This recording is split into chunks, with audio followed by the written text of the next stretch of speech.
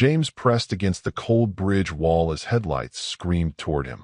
The SUV swerved violently, metal shrieking, glass exploding, before flipping 3 times and plunging into the ravine below. 14 years on the streets taught him to run from trouble. But the child's scream from the wreckage froze him in place. Flames licked up from the engine. He could see them inside. A woman slumped over the wheel, a little girl trapped in the back, and a man covered in blood wearing colors James recognized. Hell's Angels. Help them and risk everything. Walk away and live with it forever. The gas tank hissed. If you're listening right now, help me prove something wrong. My mother said I wouldn't even reach 10,000 subscribers, but I believe stories like this deserve to be heard. Help me show her that these tales matter. Please like and subscribe to Hell's Angels Tales, and let's keep breathing life into stories that were never meant to stay silent. Enjoy the story. The explosion shattered the night before James even saw the flames. He jolted upright on his cardboard mattress beneath Morrison Bridge, heart hammering against his ribs like a caged animal, the sound of shrieking metal piercing through the darkness somewhere above him. Not just metal. The specific, horrifying pitch of a vehicle tumbling end over end down a rocky embankment, each impact punctuated by shattering glass and the groan of buckling steel. Sparks rained down through the bridge supports, illuminating his makeshift shelter in brief, hellish flashes.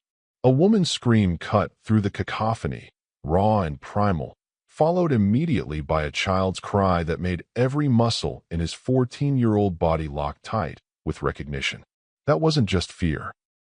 That was the sound of someone trapped, someone dying, someone running out of time.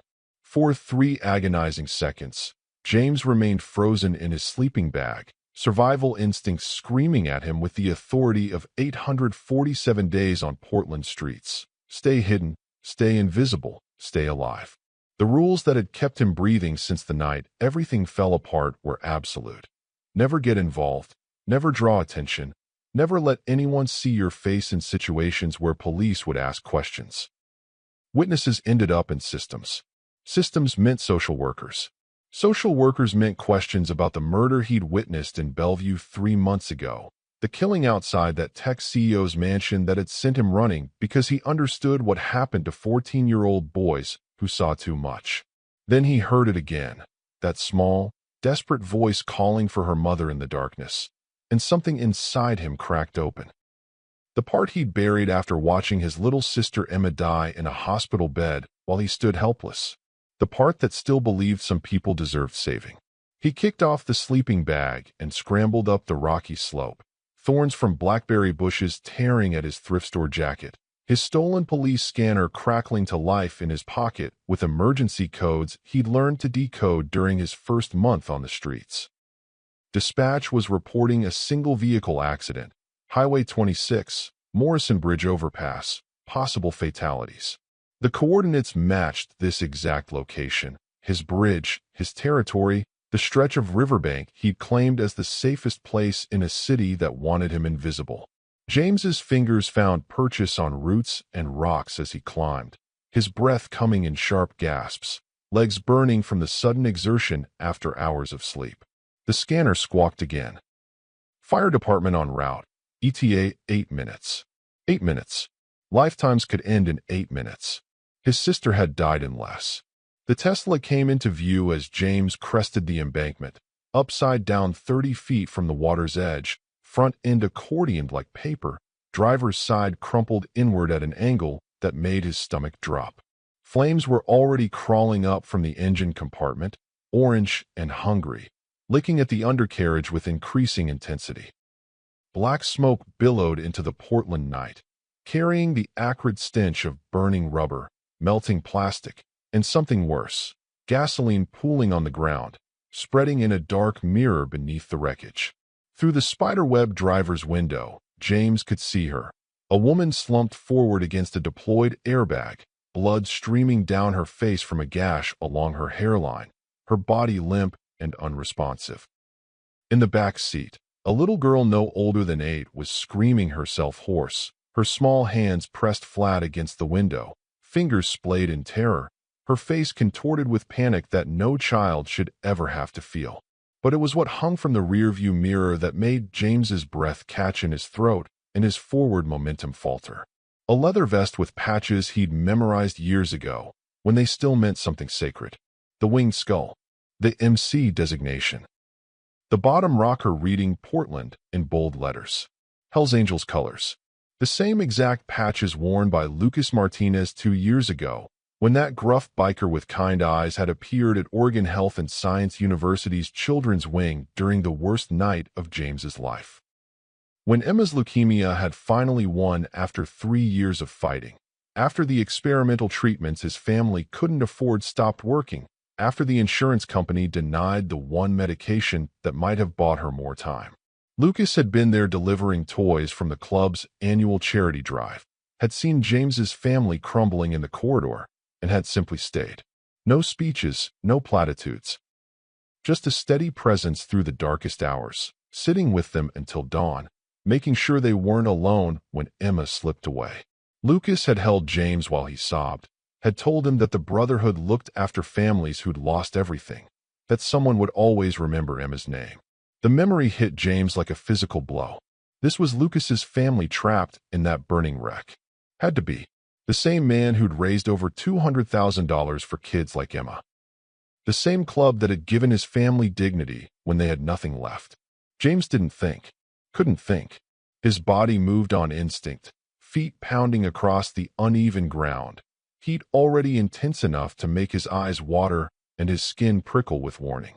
The driver's door was completely jammed, metal twisted beyond any hope of opening, the frame bent at an impossible angle from the impact. But the passenger side had popped partially open during the violent tumbling, the door hanging awkwardly from one hinge. James wedged his fingers into the narrow gap, the metal searingly hot even through his calloused hands, and pulled with every ounce of strength his lean, malnourished body could generate. Adrenaline flooded his system, that primal chemical override that let mothers lift cars off trapped children. The door groaned, protesting, then shifted 6 precious inches. Just enough. Barely enough. James squeezed through the gap, his thin frame an advantage for once, dropping into the inverted cabin where everything felt wrong and disorienting. Up was down. Gravity pulled at weird angles. The world had been flipped and nothing made sense. The smell was overwhelming this close. Gasoline fumes so strong they made him dizzy, mixed with the copper tang of blood and the chemical burn of deployed airbags. The woman, Jessica, according to the hospital ID badge dangling upside down from her scrub top, was breathing but unconscious, her chest rising and falling in shallow gasps, suspended awkwardly by her seatbelt. Blood dripped steadily from her head wound onto the inverted ceiling beneath her. James's fingers fumbled with the seatbelt release, fighting the mechanism that had locked during impact, finally finding the angle that made it click open. Jessica's full weight collapsed into his arms instantly. Dead weight, heavier than he'd anticipated, her body limp and unresponsive. He wrapped his arms under her shoulders and dragged her backward through the passenger opening, his boots slipping on broken glass, muscles screaming in protest, every second feeling like an hour as the flames spread closer. He hauled her up the embankment away from the wreckage, his back bent double, arms trembling. 20 feet. It had to be far enough. Had to be. Subscribe now. You don't want to miss what happens when the truth comes out. Comment where you're watching from. The little girl's screams intensified the moment James released her mother, the sound piercing and desperate. Mommy, Mommy, please wake up. Olivia's voice was shredded raw from crying, her small fists pounding against the window from inside. James turned back toward the Tesla and felt his heart drop into his stomach. The flames had spread to both rear tires now, the rubber burning with thick black smoke that made his throat close. The entire undercarriage was engulfed. Fire was creeping toward the gas tank with methodical inevitability. Every rational thought in his head, every survival instinct honed over 847 days of staying alive on hostile streets, told him to run, to wait for professionals with protective gear and proper equipment, to save himself while he still could. But rationality had never saved anyone James loved. Rationality meant doctors explaining why experimental treatments weren't covered. Rationality meant insurance adjusters calculating Emma's life in dollars and cents. Rationality meant adults making careful, measured decisions while children died waiting. James dove back into the inferno. The heat was unbearable now, intense enough that he felt his skin tightening, his lungs burning with each breath. Paint was bubbling on the door frame above him, peeling away in blistered sheets. He dropped into the cabin again, this time crawling toward the back seat where Olivia was trapped. She saw him coming, and something shifted in her eyes, terror giving way to desperate hope. "I've got you," James said, forcing his voice to sound steady, confident, certain, even though his hands were shaking and his mind was screaming at him to run. "I promise I've got you. What's your name?" "Olivia," she sobbed. "Olivia Martinez." Martinez, Lucas's daughter. James felt something solidify in his chest, some final confirmation that he was exactly where he needed to be. "Olivia, I need you to hold very still for me, okay? Can you do that?" She nodded, tears streaming down her cheeks, her small body trembling. The booster seatbelt was locked tight across her chest, the mechanism completely jammed from the impact damage, the fabric taut and unyielding. James pulled at the release. Nothing. Tried again with more force, still nothing. The metal had bent during the crash, making it impossible to trigger normally. He grabbed the twisted piece of door frame he'd used to pry the passenger door open, using its sharp edge to saw desperately at the seatbelt fabric. One strand separated. 2, 3. The material was reinforced, designed to withstand tremendous force, resistant to tearing. Behind him, the gas tank hissed. A sound James recognized from every action movie, every news report, every cautionary tale about car fires. The sound that meant seconds, not minutes. His hands moved faster, sawing frantically, fibers snapping one by one. 4 strands. 5. 6. Come on, come on, come on. The seatbelt finally gave way with a snap that sounded like a gunshot in the confined space. James caught Olivia as she fell forward, tucking her small body against his chest, wrapping both arms around her protectively, turning his back toward the flames as he scrambled through the passenger opening. His jacket caught fire as he moved. He felt the sudden blossoming heat across his right shoulder blade, smelled burning fabric and then burning skin, but didn't stop, didn't slow, didn't do anything except run with absolutely everything he had left in his exhausted body. They cleared 15 feet when the Tesla's gas tank exploded. The shockwave hit like a physical wall, lifting both of them off their feet and throwing them forward into the dirt and gravel. James twisted midair on pure instinct, taking the brutal impact on his back and shoulders, protecting Olivia with his body as superheated debris rained down around them. Chunks of burning metal, shards of glass, pieces of melted plastic. His ears rang with a high-pitched whine that blocked out all other sound. His lungs burned like he'd inhaled fire itself. His right shoulder screamed where flames had seared through jacket and shirt to reach skin. But Olivia was breathing in his arms, coughing violently but alive, her small hands clutching his shirt. He'd kept his promise. James rolled to his feet, still cradling Olivia, and staggered to where Jessica lay motionless in the grass 20 feet away. He set the little girl down gently beside her mother, his hands shaking so badly now that he could barely control them.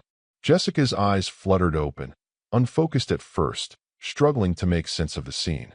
She saw the burning wreckage, saw Olivia's tear-stained face, saw James's smoking jacket and the angry red burn visible through the charred fabric.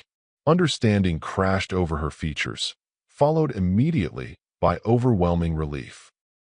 Her hand reached out, touching Olivia's face first, confirming her daughter was real and whole, then gripping James's wrist with surprising strength for someone who'd just been unconscious. "You saved us," Jessica whispered, her voice hoarse and cracking. "You pulled us out. You." Then her expression changed completely. The relief drained away, replaced by sharp, primal fear. Her eyes darted to the bridge looming above them, to the roadway where headlights had appeared, to shadows moving with purpose in the darkness. "No," Jessica breathed. her grip on James's wrist tightening painfully.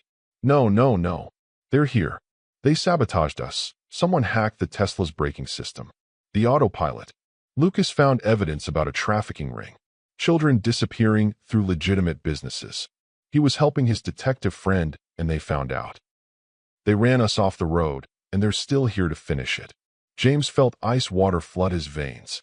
He followed Jessica's gaze to the bridge, where a black SUV was now parked at the guardrail, its high beams blazing to life. The same vehicle description he'd been tracking on his police scanner for 3 months.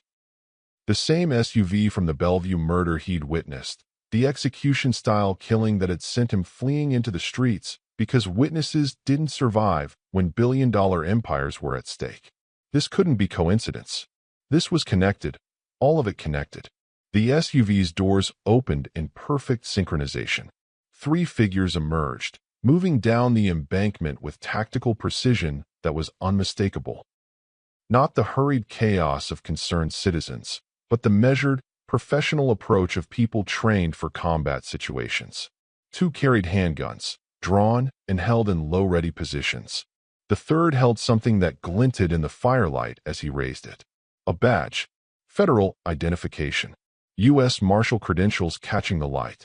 But Jessica was shrinking back, pulling Olivia behind her despite her obvious injuries, her entire body trembling. "Those are the ones," she said, her voice breaking.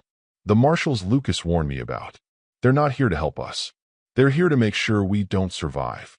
James understood with crystalline clarity. These corrupt federal agents had been hunting him since Bellevue, tracking the teenager who'd photographed a murder connected to the same trafficking network Lucas had been investigating. They'd caused Jessica's crash through the Tesla's hacked systems. They'd waited to confirm casualties. And now they'd found 3 witnesses who could destroy everything they'd built. The lead marshal's voice carried across the ravine, professional and authoritative, the tone of someone accustomed to being obeyed. "Federal agents, stay where you are. We're here to secure the scene and render aid." But his weapon was rising slowly, no longer pointed at the ground. His 2 partners fanned out left and right, creating a perfect crossfire position. James had seen this formation in the warehouse district when dealers eliminated snitches. This was execution protocol. This was cleanup. Jessica's bloody hand tightened on his wrist, her eyes locking onto his with desperate intensity. "Run," she whispered urgently. "Take Olivia and run. You saved us. You don't deserve to die for it. Please, save my daughter." But James had spent 847 days invisible on these streets, running from every threat, choosing survival over courage every single time since the world stopped being safe. He'd run when Emma needed treatments he couldn't provide. He'd run when his father's old club brothers tried to find him after his mother's overdose. He'd run from the Bellevue murder instead of going to police. Running was what he did. Running was how he survived. Running was all he knew anymore. Except tonight. Staring at Olivia's terrified face, at the Hells Angels vest still burning in the wreckage behind them, at the woman who'd just entrusted him with her daughter's life, at the memory of Lucas Martinez sitting with his family when Emma died, James made a different choice. He grabbed Jessica's arm, hauling her to her feet with strength he didn't know he still possessed, scooping Olivia onto his hip with his other arm. "I know a place," he said quickly. "Under the bridge. Tunnels the city doesn't map anymore. Old service passages. I've been living in them for 3 months. But we move right now." The marshals saw them moving, saw their careful cleanup operation falling apart, saw 3 witnesses about to disappear into territory they couldn't control. The lead marshal's weapon came up to firing position. "Stop, federal agents. Stop, or we will fire." James didn't stop. He ran toward the bridge supports, toward the darkness he knew like his own heartbeat, toward the only advantage he had. The marshals opened fire. Muzzle flashes lit up the Portland darkness like camera strobes as bullets tore through the space where 3 witnesses had been standing just seconds before, ricocheting off rocks with sparks and whining sounds. James dove behind a concrete bridge support as Jessica screamed, and Olivia buried her face in his burned shoulder, and somewhere in the distance, Sirens finally began to wail, but James knew with absolute certainty they wouldn't arrive in time. Concrete scraped James's knuckles as he pulled Jessica and Olivia through the narrow gap in the bridge foundation, an opening most people would never notice, hidden behind rusted rebar and decades of industrial grime. The gunfire had stopped 30 seconds ago, replaced by shouting voices and the crunch of boots on gravel as the corrupt marshals spread out to flank their escape route. James didn't slow down. He knew these tunnels better than anyone living, had mapped every passage during 3 months of hiding, had memorized which routes flooded during rain and which led to dead ends that would trap them. The old service corridor swallowed them into pitch darkness, the kind of absolute black that made you question whether your eyes were even open. Olivia whimpered against his shoulder. Jessica's breathing came in ragged gasps beside him, her hand gripping his jacket to maintain contact. "Stay quiet," James whispered, barely audible even to himself. "They can't follow us here without light, and the moment they use flashlights, I'll see them coming." He guided them deeper into the network, moving by touch and memory, his free hand trailing along the curved wall where decades of moisture had created a slick film over ancient concrete. The tunnel branched left toward the old pump station, abandoned since the 1970s when the city upgraded their systems, and James took the turn without hesitation. Behind them, flashlight beams pierced the darkness like searchlights, sweeping the entrance tunnel. The marshals had entered. James counted 3 distinct lights, which meant all of them had committed to the pursuit rather than calling for backup. That told him everything. They couldn't risk legitimate law enforcement finding Jessica alive, couldn't let the evidence Lucas had gathered reach anyone they didn't control. The pump station's rusted door shrieked as James forced it open, the sound echoing through the tunnels like a gunshot. He winced but kept moving, pulling Jessica and Olivia into the cavernous space that had become his primary shelter. Moonlight filtered through grated vents 40 feet above, providing just enough illumination to see shapes and shadows. His sleeping bag lay in the corner, his backpack with 3 days of canned food. The police scanner still crackling with updates about the bridge accident. Fire department on scene now, reporting multiple casualties, requesting ambulances and detectives. Jessica collapsed against the wall, her legs finally giving out, blood still seeping from her head wound. Olivia stayed pressed against her mother's side, trembling violently. James crouched beside them, listening to the tunnels, tracking the marshals' progress by the echo of their footsteps and the sweep of their lights. "Why are you helping us?" Jessica asked suddenly, her voice cutting through the darkness with unexpected strength. "You're just a kid. You could have run. Should have run. Why risk your life for strangers?" James didn't answer immediately. How could he explain that she wasn't a stranger? That Lucas Martinez had been the only person besides his parents to treat Emma's death as something sacred rather than tragic? That the Hells Angels charity drive had paid for his sister's funeral when his family couldn't afford even the cheapest casket? That sometimes debt didn't expire just because you lived on the streets? "Your husband saved my family once," James said finally. "When my little sister died 2 years ago. Leukemia. Lucas was at the hospital delivering toys, and he stayed with us. Made sure we weren't alone. I figure I owe him." Jessica's eyes widened in the dim light, recognition flooding her features. "Emma," she whispered. "Lucas talked about her. About a little girl who loved butterflies, who fought for 3 years before the insurance company." She stopped, her voice breaking. "He never forgot her name. He named the charity scholarship after her. The Emma Fund. For kids with cancer whose families can't afford treatment." James felt something crack open in his chest, some wall he'd built to survive the grief. He hadn't known his sister's name lived on somewhere beyond the granite headstone his parents could barely afford. Hadn't known Lucas had turned that nightmare into something that helped other families. The moment shattered as footsteps echoed closer, deliberate and methodical. The marshals were searching systematically, checking every branch and side passage. James pulled his police scanner from his pocket, keeping the volume barely audible. Dispatch was reporting federal agents on scene now, legitimate FBI responding to the accident, coordinating with local police. But the corrupt marshals in these tunnels weren't communicating with dispatch, weren't identifying themselves to the growing emergency response above. They were off the grid, operating independently, and that isolation made them exponentially more dangerous. "We can't stay here," James said quietly. "They'll find this room eventually, but I need to understand what we're dealing with." "You said Lucas found evidence about trafficking. What kind of evidence?" Jessica pulled her phone from her scrub pocket with shaking hands, miraculously intact despite the crash, though the screen showed spiderweb cracks. 3 weeks ago, Lucas was organizing the toy drive and noticed patterns. Kids from foster care visiting our events were disappearing within months. Not running away, vanishing.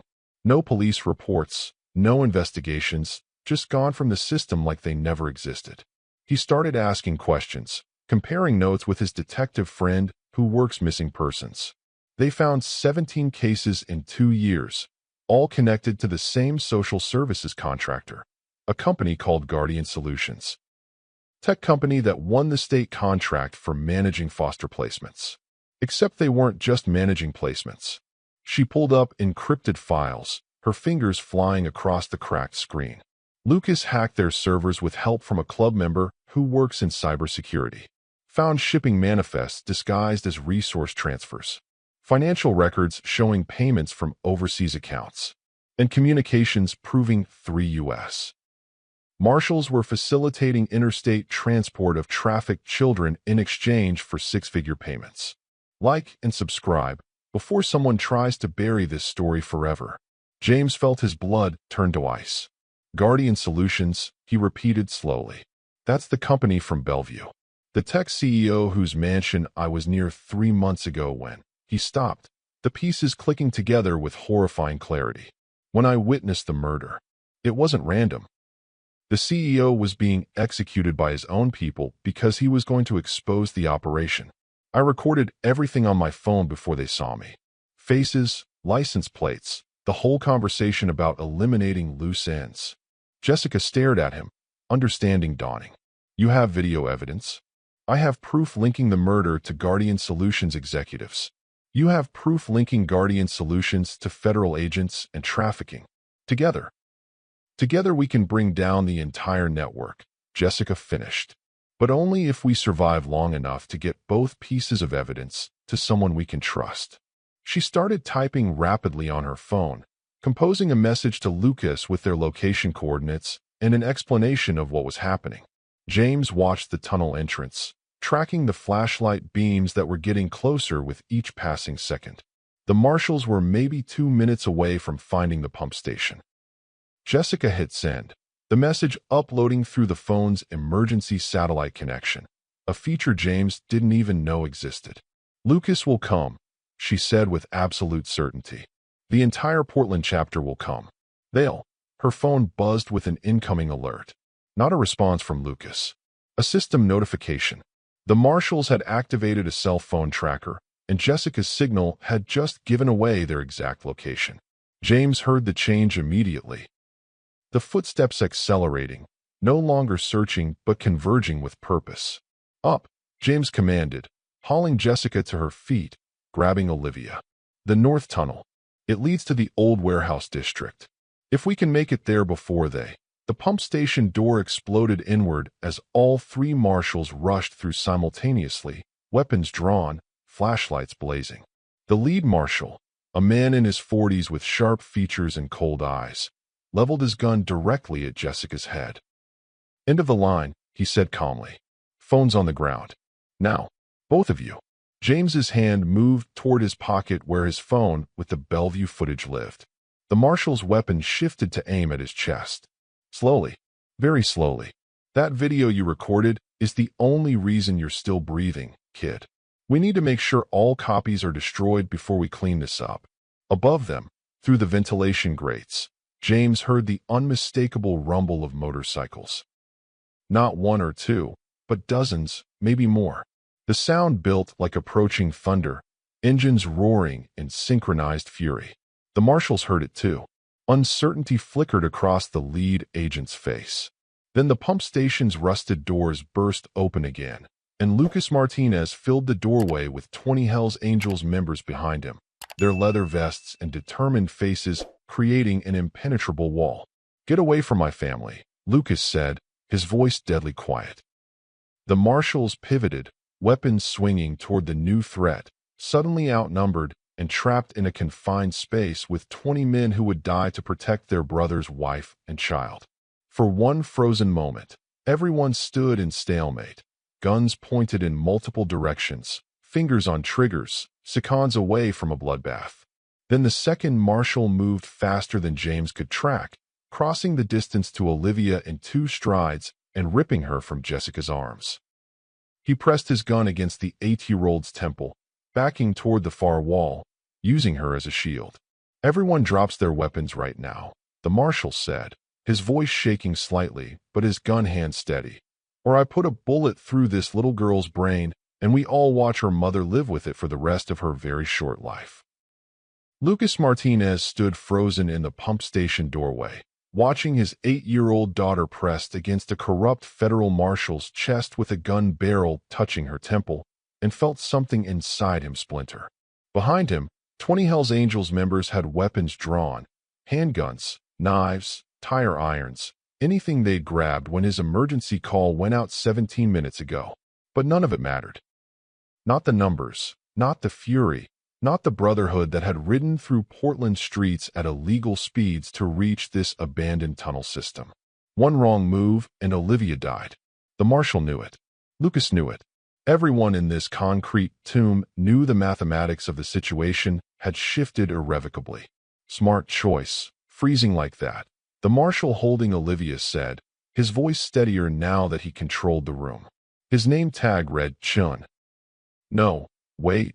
James noticed the tag was partially torn, showing only N. Marshal Brennan, maybe? Or Jensen. The other 2 marshals kept their weapons trained on Lucas and his club members, creating a Mexican standoff where nobody could fire without triggering catastrophic retaliation. Here's what happens next. "Martinez, you're going to tell your wife to unlock that encrypted server she just uploaded to. The dead man's switch, the insurance policy, whatever cute contingency plan you 2 arranged. Then you're going to give me both phones, hers and the kid's video from Bellevue.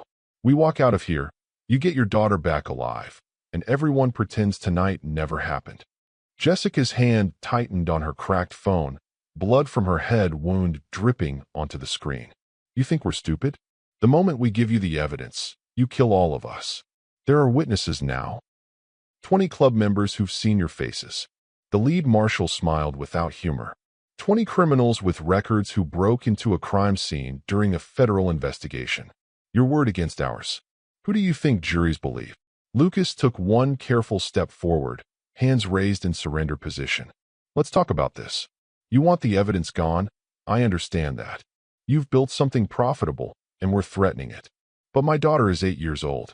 She doesn't know anything. She can't identify you. She's been crying the whole time. Take me instead. I'm the one who hacked your systems, who gathered the evidence, who involved my detective friend. I'm the actual threat." The marshal holding Olivia considered this, his eyes calculating odds and angles. Then one of the club members behind Lucas, a massive man in his 50s with a scarred face and graying beard, suddenly pushed forward, flashlight beam landing on James's face. "Wait. Stop. Everyone just stop." His voice carried the weight of authority, the tone of someone accustomed to giving orders. Lucas's eyes flickered back. "Reaper, not now. Lucas, look at him. Really look at that kid." Reaper moved closer to James, his weathered face transforming from fury to something like awe. "How old are you, boy?" James felt exposed under the sudden scrutiny, dozens of eyes turning toward him in the dim light. 14. "Your name?" "James." "James what?" James hesitated, the name he'd stopped using 2 years ago feeling foreign on his tongue. "James Dawson." Reaper's breath caught audibly. He reached into his vest and pulled out a worn leather wallet, extracting a photograph that he held up to the light. Even from several feet away, James could see it. 2 bikers standing beside motorcycles, arms around each other's shoulders, genuine brotherhood in their stances. The younger one wore fresh Hells Angels patches. The older one had kind eyes and a familiar jaw structure. "That's me on the left," Reaper said quietly. "And that's Marcus Dawson on the right. Your father." 3 years ago, Highway 18 ambush by a rival club trying to move territory. 4 of us got caught in a kill box, surrounded, outgunned, about to be executed. Your dad took 3 bullets that were meant for Lucas. Died protecting his brother while we fought our way clear. The pump station went silent except for water dripping somewhere in the darkness. James stared at the photograph, at the father he'd barely known after his parents' divorce, at the man who'd vanished into the club lifestyle and left him behind. "He abandoned us," James said, his voice cracking. "Left me and my mom with nothing. Chose the club over his family." Reaper shook his head slowly. "Your father was sending money. Every month. Cash drops arranged through a lawyer because your mother's boyfriend threatened him. Marcus couldn't be there physically without starting a war that would have gotten your mom killed. So he sent what he could and made Lucas promise something. Made him swear on the club's honor." Lucas's expression shifted, understanding and grief mixing. "He made me promise that if anything happened to him, I'd look after his family, his ex-wife and his son. I tried finding you after Marcus died, James. Searched for months. Your mother had overdosed by then, and you'd vanished into foster care. We thought." "I ran," James interrupted. "Witnessed something I shouldn't have in Bellevue. Figured I was safer invisible than in any system." Reaper stepped directly beside James, placing a heavy hand on his shoulder. "Your father was my brother. Saved my life twice before he saved Lucas's. That makes you family by blood oath. You're under club protection now, boy. Anyone threatens you threatens all of us. Like and subscribe. Some stories need witnesses to survive." The marshal holding Olivia watched this revelation with growing unease, recognizing how the dynamics had shifted. James wasn't just a random homeless kid anymore. He was a brother's son, blood legacy, someone these men would die to protect. The lead marshal tried to regain control. "Touching reunion, but it doesn't change the math. We still have the girl, you still have evidence we need destroyed, and we're still the only ones walking out of here." Jessica's phone suddenly chimed with an incoming message. She glanced at the screen, her eyes widening. The dead man's switch just activated. "Lucas, what did you—" "Insurance policy," Lucas said grimly. "I set up a secondary upload if I didn't check in by midnight. Everything we found, Guardian Solutions files, trafficking manifests, financial records, your identities. It just went to the FBI's Portland field office, the state attorney general, and 3 investigative journalists. Even if you kill all of us right now, the evidence is already in motion." The pump station erupted in chaos. The lead marshal's face went sheet white as he realized their carefully constructed operation had just been exposed to legitimate federal authorities. The one holding Olivia tightened his grip, his gun hand shaking now. "You're bluffing. You wouldn't risk your daughter's life on." Above them, through the ventilation grates, new sirens cut through the night. Not ambulances this time, but the distinct wail of FBI tactical units. Multiple vehicles screeching to stops. Commands being shouted through megaphones.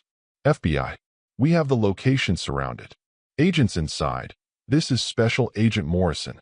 You're ordered to stand down immediately." The marshals exchanged desperate looks, their extraction plan disintegrating. They were trapped in underground tunnels with 20 hostile witnesses, surrounded by legitimate federal agents, and their evidence had already been compromised. The tactical situation was unwinnable. The lead marshal made a command decision. "Brennan, Jensen, we surrender. Put down weapons. Maybe we can lawyer our way out if—" But the marshal holding Olivia, Brennan, shook his head wildly. "No. No way. I'm not spending life in prison. There's still a play here." He started backing toward the north tunnel entrance, the one James had tried to lead Jessica and Olivia through earlier, dragging the 8-year-old with him. "I walk out with the girl. You give me 5-minute head start. Then I release her somewhere safe and disappear. Or I put a bullet through her brain right now and at least take something from you, Martinez." Lucas lunged forward instinctively, but Reaper and 2 other members grabbed him, holding him back because rushing a hostage-taker meant certain death for Olivia. "Wait. Please, just wait. We can negotiate. Brennan wasn't listening anymore. He was in survival mode, pure animal desperation overriding tactical thinking.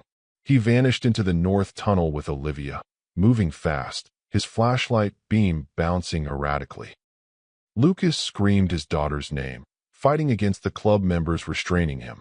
Jessica collapsed to her knees, sobbing. James stood frozen, his mind racing through the tunnel layouts he'd memorized. The north passage led to the warehouse district, but it also branched to the old service elevator shaft, a dead end unless you knew about the maintenance ladder that climbed 40 feet to street level. Brennan didn't know these tunnels like James did.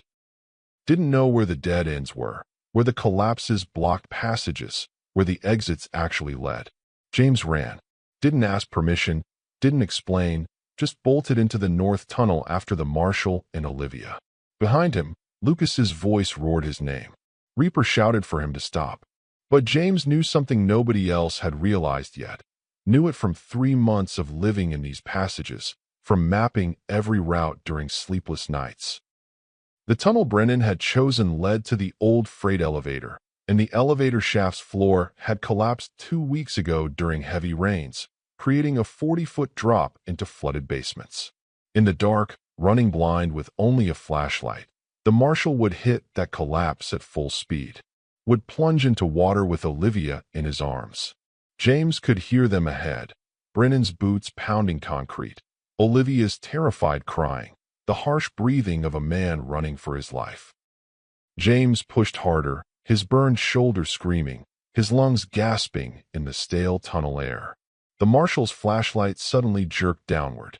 Brennan's scream cut through the darkness, surprise and terror as the floor disappeared beneath him. The sickening sound of bodies hitting water echoed back through the tunnel. Then Olivia's desperate, choking cry. "Help! I can't swim." James skidded to a stop at the edge of the collapse, his eyes adjusting to see the dark water 40 feet below, illuminated by Brennan's dropped flashlight sinking slowly beneath the surface. The marshal was unconscious or dead, floating face down. But Olivia was thrashing in the water, her small arms flailing, her head going under and resurfacing in desperate gasps. The maintenance ladder was 20 feet to the left. James could climb down, could try to save her. But the water was rising fast. The collapse had breached old sewer lines, and in 60 seconds this entire chamber would flood completely. Behind him, Lucas and the club members were running through the tunnel, flashlights approaching. They'd arrive in 30 seconds. But 30 seconds was too long. Olivia went under again, her struggles weakening. James made his choice and jumped into the darkness. James hit the water 40 feet below, and the cold punched every molecule of air from his lungs.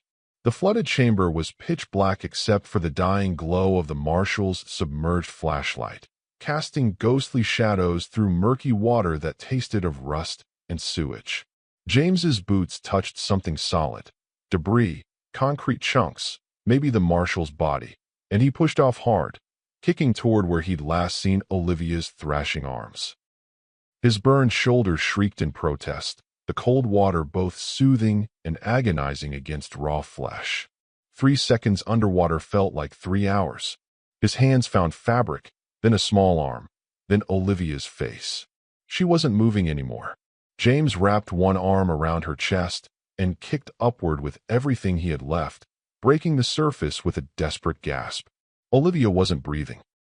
Her lips had already turned blue in the weak light filtering from above, her small body limp and terrifyingly light. James treaded water one-handed, tilting her head back, pinching her nose, breathing into her mouth like he'd learned in the mandatory CPR class the homeless shelter had offered 6 months ago. 1 breath. 2. Come on, come on, come on. He couldn't lose her. Couldn't let Lucas's daughter die after everything. Couldn't fail the way he'd failed Emma. Couldn't break the promise he'd made when he pulled her from that burning Tesla. 3 breaths. 4. Olivia suddenly convulsed, water erupting from her mouth, her body jerking as she coughed and gasped and screamed. The most beautiful sound James had ever heard. Above them, flashlight beams stabbed down into the flooded chamber. Lucas's face appeared at the edge, his expression transforming from pure terror to overwhelming relief in the span of a heartbeat. James, grab the rope. Reaper was already lowering a nylon line, pulled from someone's motorcycle cargo, probably, and James caught it on the second try. He wrapped the rope around Olivia first, securing her with knots his father had taught him a lifetime ago. Pull her up. Carefully. The club members hauled Olivia to safety with excruciating slowness, Lucas reaching down to grab his daughter the moment she came within range, crushing her against his chest as she sobbed into his leather vest. Then the rope came back down for James. His arms were shaking so badly he could barely grip the line, adrenaline crash hitting hard now that Olivia was safe.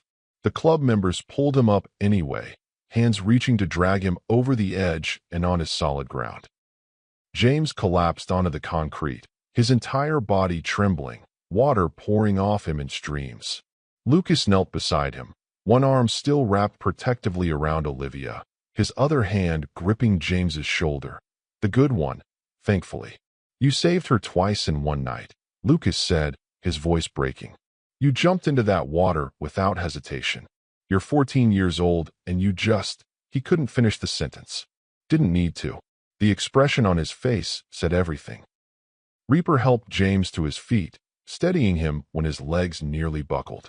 Your father would have done the same thing. Marcus always went for the big, stupid, heroic play. There was pride in his voice, and grief, and something like vindication. You've got his blood, kid. No question. The moment was shattered by voices echoing through the tunnels. FBI agents moving through the passages, calling out commands, securing the scene. The two corrupt marshals who'd surrendered were already in custody. Marshal Brennan's body would be recovered from the flooded chamber. The immediate threat had ended. But as the club members started moving toward the main tunnel to coordinate with legitimate authorities, Lucas's phone buzzed with an incoming call. Unknown number. He answered on speaker, his expression immediately darkening at what he heard. Martinez? This is Catherine Morrison, Guardian Solutions Executive Director. The woman's voice was calm, professional, utterly unbothered by the fact that her trafficking operation had just been exposed. Congratulations on your evidence delivery. Very thorough. My attorneys informed me we're looking at extensive federal charges. But here's what your evidence didn't include: the full client list. The people who've been purchasing the children we've been moving. Billionaires, politicians, foreign nationals with diplomatic immunity. People who will pay extraordinary amounts to make sure their names never surface during investigations. Lucas's jaw clenched. What do you want? Simple trade. You and that homeless boy have additional evidence we need destroyed. His Bellevue footage specifically shows faces we can't afford to have identified. Return all copies, sign affidavits stating you fabricated the Guardian Solutions evidence, and we'll take our chances in court with diminished charges. Refuse, and our clients have already authorized lethal force against your family. Jessica grabbed Lucas's arm, her face draining of color. She's bluffing. The FBI has everything now. They can't. We can absolutely still reach you. Morrison interrupted smoothly. Your wife is being treated at Oregon Health and Science University right now, yes? Room 437, Pediatric Observation Wing, where they're monitoring your daughter for hypothermia and shock. There are 17 people in that corridor. Medical staff, patients, families. So many innocent bystanders who might get hurt if someone decided to settle accounts violently. Such a tragedy that would be. Lucas's voice dropped to something barely human. You threatened my family again, and nothing, Mr. Martinez. You're not the scary one in this conversation. We move billions of dollars annually. We have resources you can't imagine. The 3 marshals you caught were low-level facilitators. Our real power structure hasn't even been touched. Like and subscribe before they bury what comes next. James felt ice water in his veins that had nothing to do with the flooded chamber. He pulled out his phone, still somehow functional despite everything, and pulled up the Bellevue footage he'd recorded 3 months ago. The video that had sent him running, that had made him invisible, that connected Guardian Solutions executives to a murder contract. What if I give you the footage? James said quietly. What if I delete everything right now? and Lucas signs whatever you want. You leave his family alone. Morrison's pause was calculating. We need verification. Remote access to both phones to ensure all copies are destroyed. Then yes, we'd have no further interest in the Martinez family. The homeless boy would need to disappear permanently. Of course, relocate out of state. No contact with anyone who knows about this. But Mrs. Martinez and little Olivia could live normally. Such a fair trade for their safety, don't you think? Lucas looked at James with something between gratitude and horror, recognizing what the 14-year-old was offering. Exile, permanent separation from the only people who'd claimed him as family, a return to invisibility, but this time forever. James met his eyes steadily. He'd been alone for 847 days. He could do it again if it meant Olivia got to grow up safe, if Jessica never had to look over her shoulder, if Lucas didn't spend every day wondering when retaliation would come. I'll do it, James said.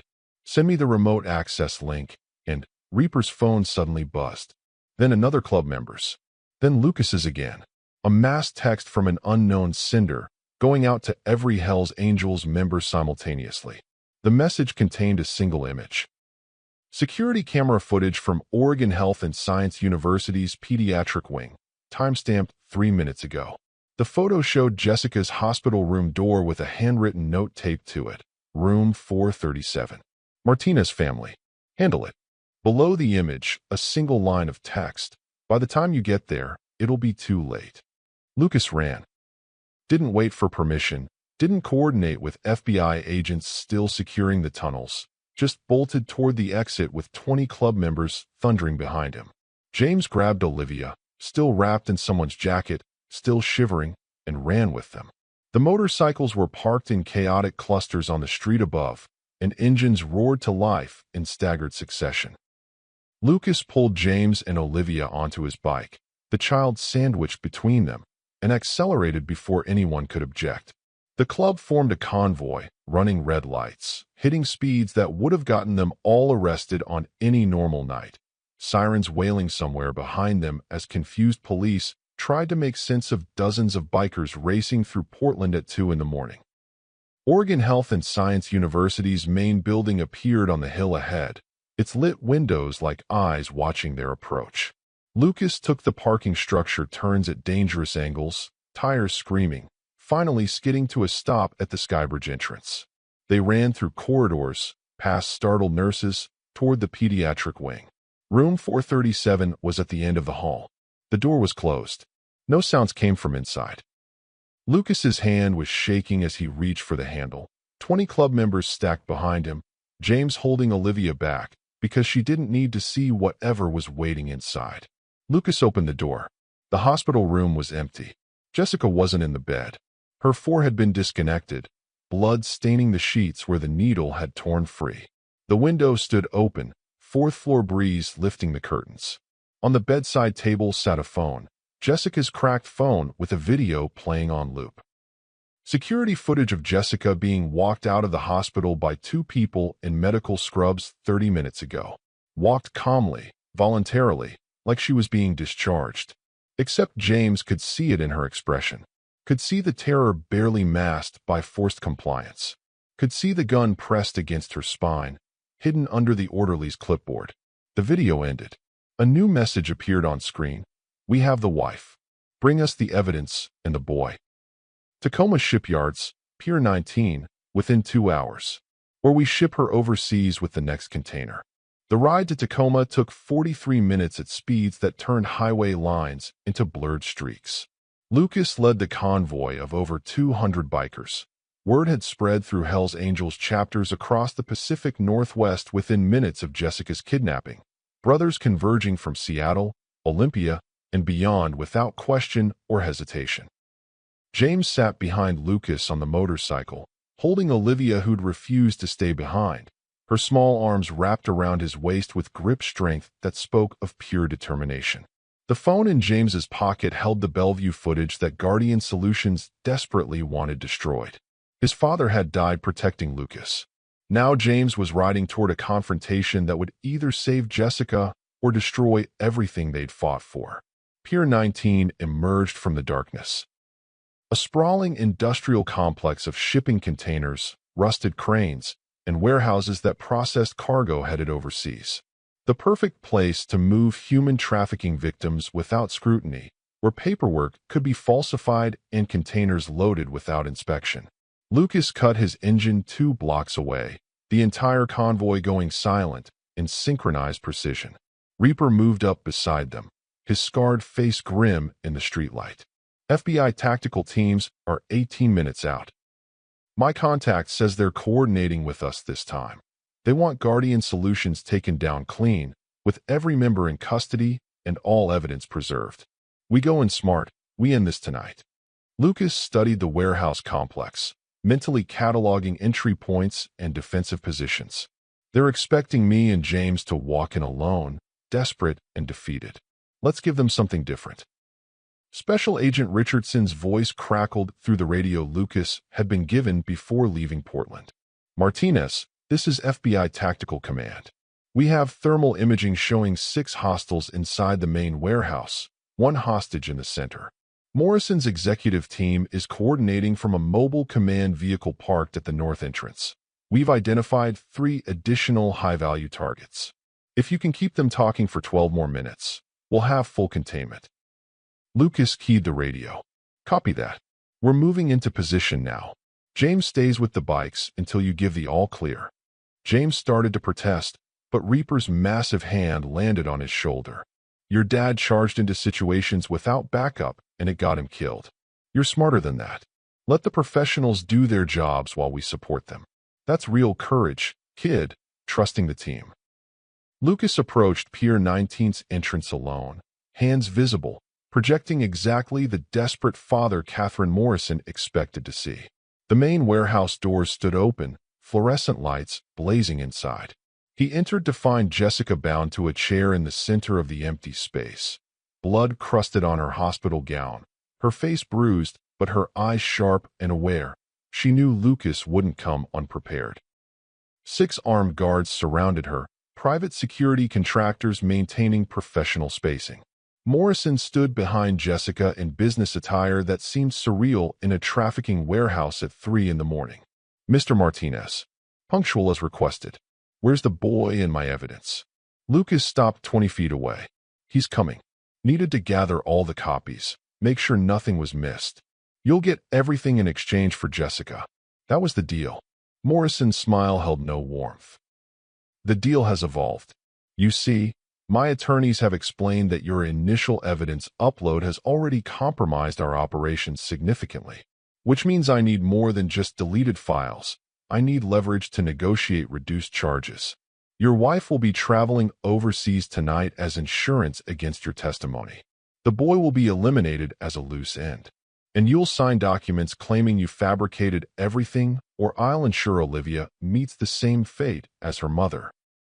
Lucas's expression didn't change, but his finger moved subtly against his side, the signal Richardson had been waiting for. You know what I think?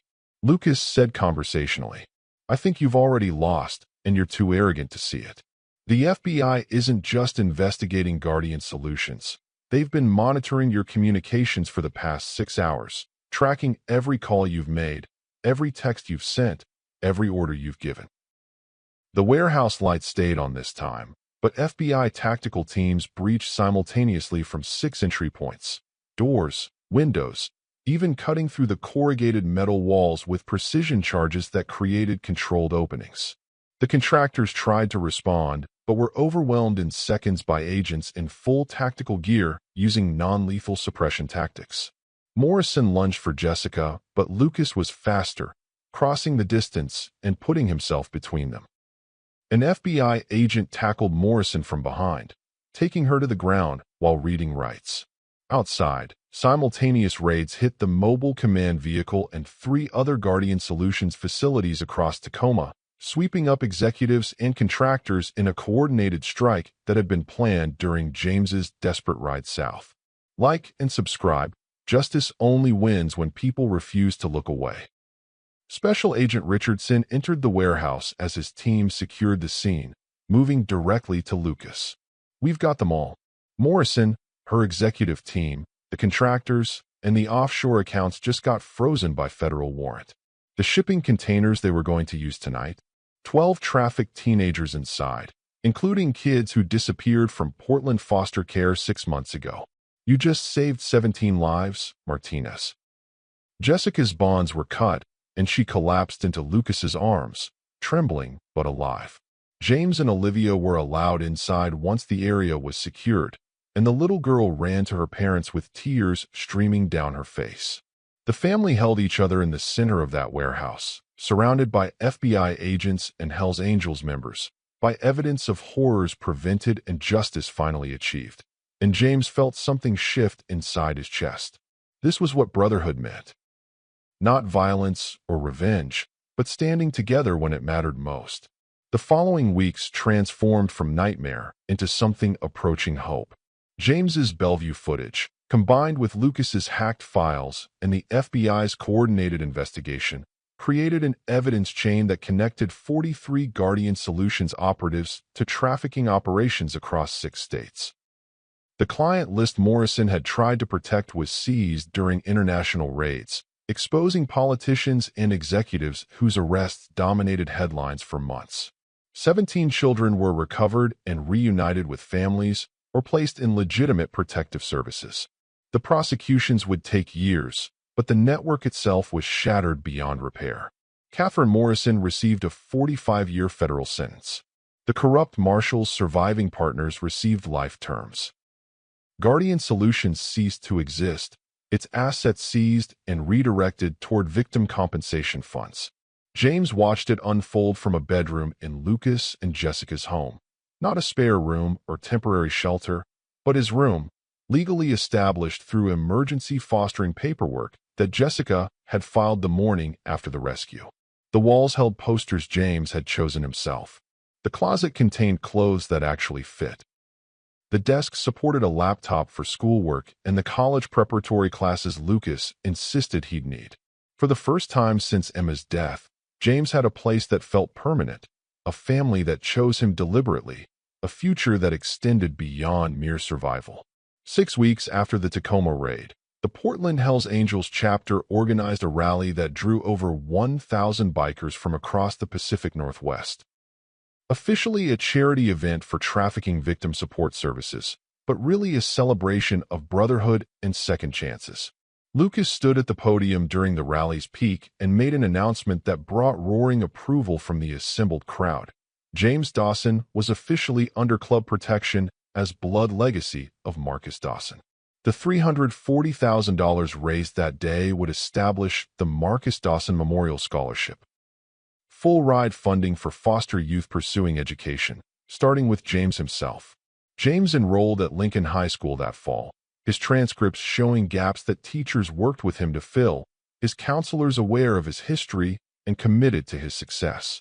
He made friends slowly at first, uncertain how to navigate normal teenage social dynamics after 847 days on the streets. But Olivia attended the same school. Different grade, but she made sure everyone knew James was family, was a hero, was someone worth knowing. Jessica's injuries healed completely, though she'd left her hospital job to work full-time with Lucas expanding the Emma Fund. The charity now operated trafficking prevention programs in 12 cities, using James's insights to reach vulnerable youth before they disappeared into systems that failed them. December brought Olivia's 9th birthday party, a massive celebration at the Martinez home where James met extended family members who treated him like he'd always belonged. Lucas's club brothers stopped by throughout the evening, each one sharing stories about Marcus that James had never heard, stories that transformed his father from abandoner to protector, from absence to sacrifice. Reaper pulled James aside during the party and handed him a leather vest. Not Hells Angels colors, but a custom piece with Marcus Dawson's son stitched across the back, a declaration of legacy and belonging. Spring arrived with college acceptance letters. James had applied to 6 universities with Jessica's encouragement, not entirely believing anything would come through. Every single school accepted him, scholarship offers attached, his essay about surviving homelessness, and exposing trafficking networks creating the kind of compelling narrative admissions boards couldn't ignore. He chose Portland State University, staying close to the family that had saved him, pursuing criminal justice with focus on protecting vulnerable populations. 1 year after that night beneath Morrison Bridge, James stood at his father's grave on the anniversary of Marcus's death.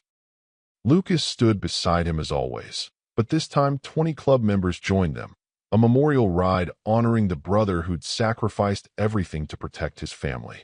They'd ridden to 3 other graves that morning. Emma's, where James left butterflies because she'd loved them. His mother's, where he finally made peace with addiction that had stolen her.